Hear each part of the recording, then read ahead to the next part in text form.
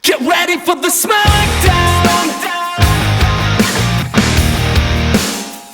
Welcome to Comic Book Fan Panel. My name is Jaden, and today I'm going through your comments on the post that I made a couple of weeks ago where I asked you guys what you guys think of the Marvel Cinematic Universe. A lot of you guys made some suggestions about like what you love about them and then what you would like to see, and so today I'm going to be reading through all of them, well, most of them, and seeing what you guys have to say about it. So I've got my phone right here and I've got all the comments here, so let's get into it. Okay, Fabio Jose, sorry about if I mispronounced your name wrong. Happy, but it could be better. The Ultron story was the least consistent. Let's see what the Doctor Strange brings to the table. Now, I actually do agree with you there, because I myself, even though I did enjoy the movie, I found that with the Age of Ultron movie, there was a lot where I would be like, okay, I would have gotten rid of this and all that sort of thing. I would have loved to have seen, you know, in the comic books, Hank Pym was the one that created Ultron. I would have actually loved to have seen him come into the cinematic universe a little bit earlier, and then he be the one that created Ultron. But I did like the story about how they made Tony Stark created him and everything. But yeah, I felt like yeah, I do agree with you that the Ultron story was probably maybe the weakest movie in the cinematic universe. So had you. Good name. I enjoy them, but me personally, they lack a wow factor. I feel they don't meet the hype they get, though.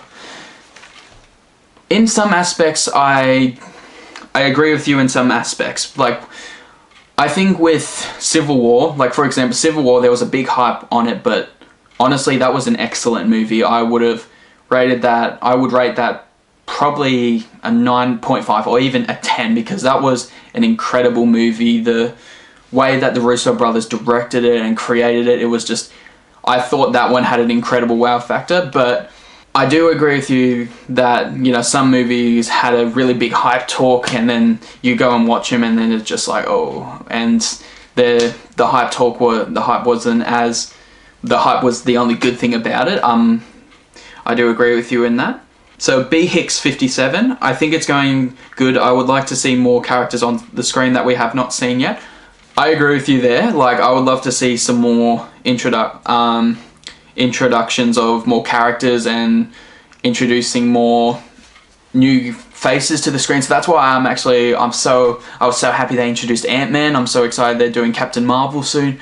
That the new Doctor Strange movie is coming out. I'd even like to see, like, even the new Defenders trailer that had just been released a while ago. I really was excited that they actually are doing a Netflix series with all the new Netflix characters that they have actually done a film Netflix series about. I am definitely excited to see what new characters they will introduce, even possibly in Infinity War, so I'm very excited about that. Okay, R. Callaghan, 1994. I just want to see meaningful death. It just feels like the peeps you don't even care about die, but actually important people don't. Like Loki never being dead or Pepper didn't die. Now, in this aspect, it's really interesting, because like when I talked about that Age of Ultron had some faults, one of the things I did not like was that they killed off Quicksilver. And I honestly thought, like, I loved Aaron Taylor-Johnson playing Quicksilver. I loved the way that he portrayed it. Even though there's another Quicksilver in the X-Men universe, he does a really good job as well. But I really did enjoy what Aaron Taylor-Johnson brought to the character, and I was actually really disappointed to see that they killed him off, and I was actually hoping that they would bring him back or something like that, like what they did to Phil Coulson or Pepper Potts or even Loki. Julian_FHR. To be honest, I want to see a significant hero die, like what was said before. Like, I don't mean to sound morbid, but I think it will make it more interesting. What about you? That would be very interesting. Like, you know, there was all the speculations that they were going to kill off Captain America in Civil War, but then for people who have seen it, like, it didn't happen because he's going to be in Infinity Wars. That would have been a very interesting to see if they actually did end up killing off Captain America, and then seeing like Bucky or Falcon take over the shield and take the role of Captain America. It would be very interesting to see as you put it, a significant hero dying. It would be very interesting to see, like, if they kill off a main character in the future, if they're going to kill off someone in Infinity Wars. It would be very interesting to see what the future holds for the future Marvel characters. Jack.Fisher 2001, I think the MCU is going great, and the Phase 3 has gotten off to a great start. The only thing I'm worried about with Infinity War is overstuffing, seeing as how apparently there is going to be over 67 characters. Wow. But I trust the Russo brothers, so I think they will do a decent job. A really great comment.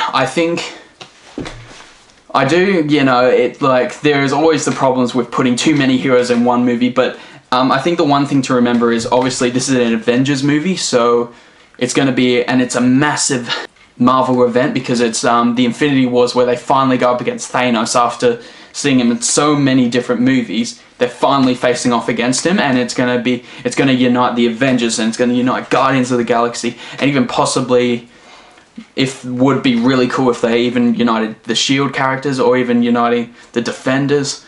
Like, there was always the one thing was, there was a talk up about that they overstuffed too many characters in Captain America Civil War. All heroes were pinned off against each other, and there was one side Captain America and there was one Iron Man, and there was a huge side on each side. Like, all the Avengers were involved, even some of the X-Men were involved. And I felt like it was good that they did a lot of characters in that movie, because it was such a big event where they couldn't just have done Captain America and Iron Man versus each other. They actually had to have a full team of Captain America, and they had to have a full team of Iron Man.